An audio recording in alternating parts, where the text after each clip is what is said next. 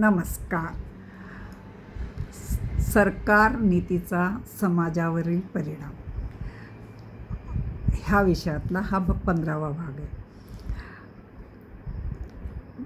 जसा राजा तसा प्रजा, हे आपण लहानपणापासून ऐकत आलो होतो आणि अनुभवही तसाच घेतला.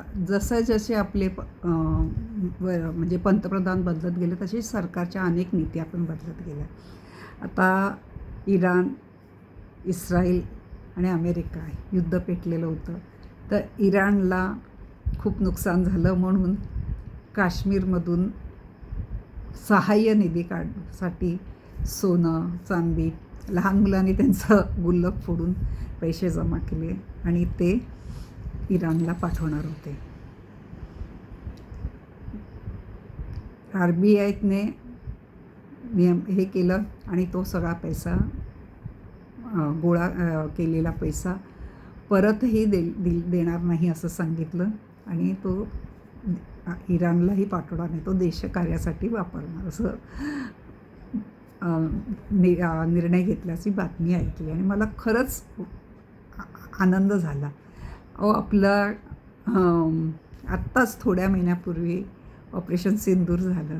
आपल्याला खूपच खर्च झाला असेल, आपलं खूपच प्रॉब्लेम झाले असतील, त्यावेळेला आपल्या देशाला मदत लागणारच ना.